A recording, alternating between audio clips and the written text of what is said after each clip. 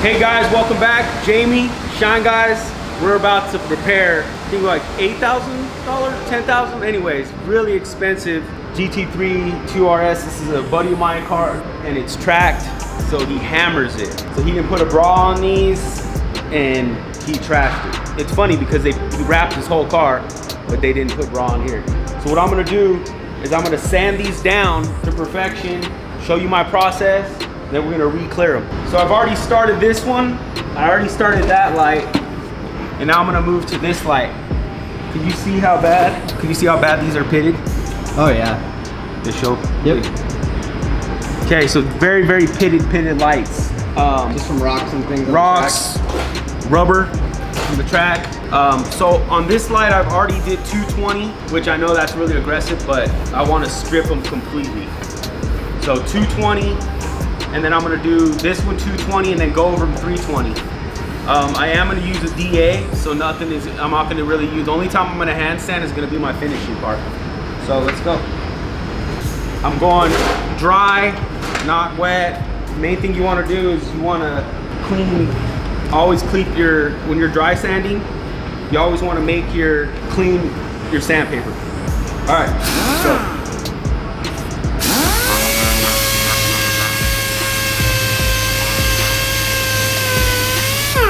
So if you look, so 220 will almost immediately get off that layer of clear coat. If you can see right here, can that shown up? There's a difference. There's no clear right here. And what I'm doing is I'm gonna completely eliminate all the clear coat. Is that where all the damage is mostly? Yeah, it's all in the clear coat. And then the ones that are deeper than that, I'm gonna go ahead and get them out more. Just get a little bit more aggressive on these really, really big pits. So same concept when you're painting anything. You wanna get everything out, except we can't use filler in here. So I'm gonna have to kind of make a little divots in there and then build it up with clear coat and then wet sand it at the end. So, all right.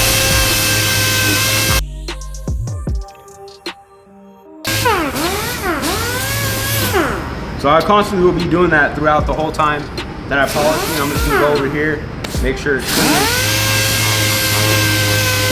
Anytime you're using, even when you're sanding paint, you always want to have a nice towel, microfiber, or something with you to always keep your sandpaper clean to avoid the clear bogs, and those are what's going to create pigtails. You're still going to get some pigtails with this, but we're going to move to the next level on that, and that's why we're going to finish out with our 800 grit sandpaper. All right, so I've already sanded almost. I'm like quarter of the way through, but you can see the clear coat that I have to sand still.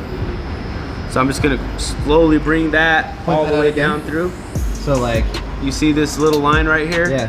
I'm gonna slowly bring all that clear coat off. So this is fully removed then here? Yeah, that's fully removed, and this is clear coat. Okay. This is really tricky and it can go bad really easy. If you're not familiar with, a palm sander, don't use it. Just stick to hand sanding. Because you're gonna mess up, you're gonna burn it, you're just gonna create blemishes in the clear coat.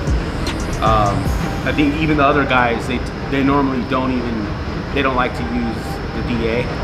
They'll use like the smaller DA, but I'm really comfortable with this tool, so this is what I'm doing.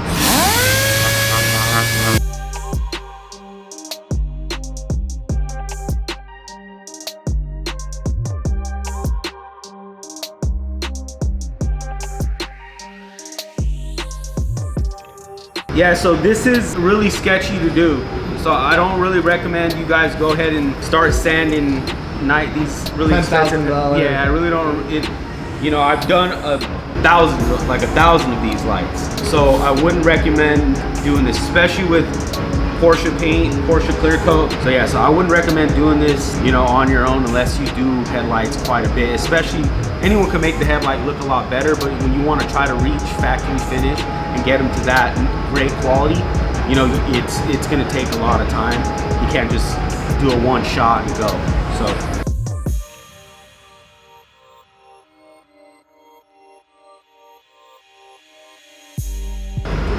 All right, so I just finished doing, 220 all the light, dry. So now I'm gonna hit it 220 with wet, put a little bit of moisture and get out any type of little pigtails or anything else that I have in there. A pigtail, these little pigtails is created from just the DA. It's pretty much the product bogging up, clogged up, and it creates these. So anyways, I'm just gonna go knock out all those with being wet.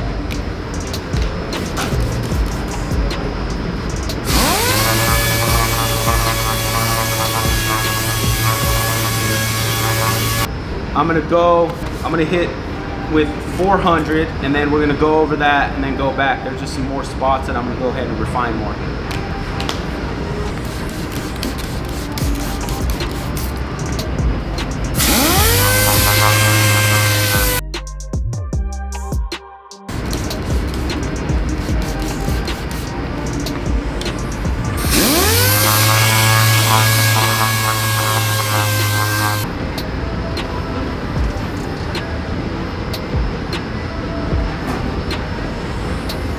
All right, so I finished doing the 400.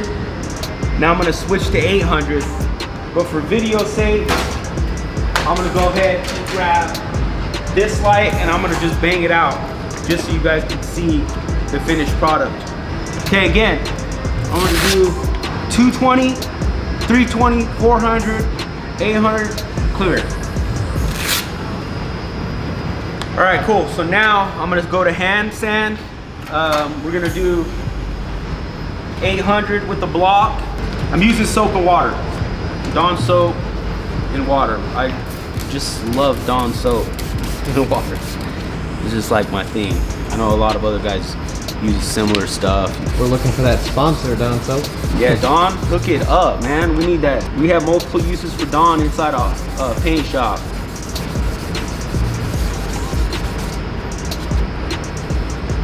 And how aggressive are you being with your brushing? I'm actually not being aggressive at all when it comes to this final step. Just let the sandpaper Yeah, work? I'm just doing the sandpaper, getting it work. I'm just scuffing this whole, I'm gonna scuff this whole piece. That's it. I'm just lightly scuffing.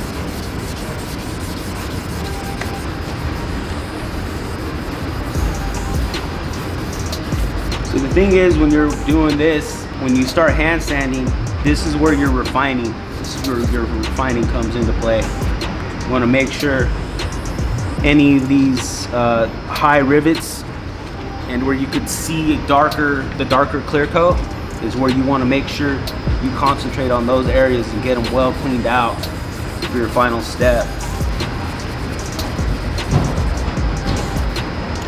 All right, my hand sanding is done. There's still a few little spots I want to get down, smooth out. When you're shooting clear too, you want to kind of put a lot in there to fill these divots, and then when you're done, your final step, you want to lightly sand it, like a 3000 sandpaper, maybe some Trizac, sand it down. If you need to add more clear, add more clear. You got to kind of feel the build-up effect when you're trying to fill all these little divots. So you want to kind of maybe use 2 good coats or a one really good thick coat. I think last time someone asked what kind of sanders we're using. We just started using these Rupes DAs, but pretty much for the most part we use the Dyno Braid. Those are really good. I actually like them a little bit better than the Rupes. Rupes are fine, but I just like the way those are. The control of them are really nice. So all I'm doing right now is I'm cleaning this off so my paint sticks really well.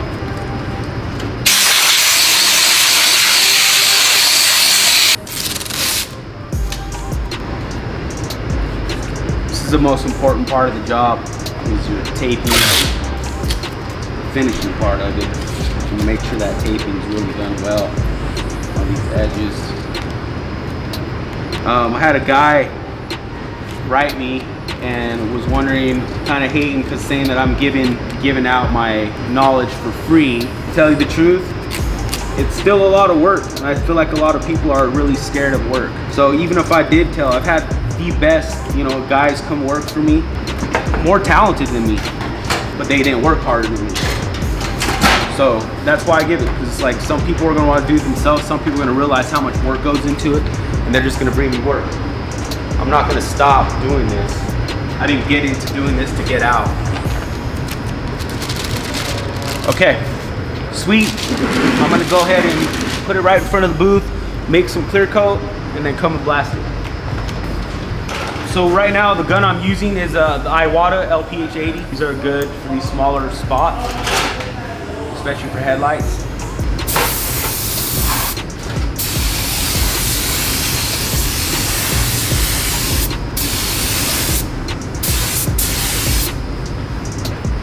Anyways, guys, that's how it's done. Let it dry a little bit. I'm gonna put another coat. I'm Jamie, Shine Guy, Salt Lake City. Hit me up. You need your headlights repaired. If not, watch the video and do them yourself. Thank you for watching. Peace, peace, peace.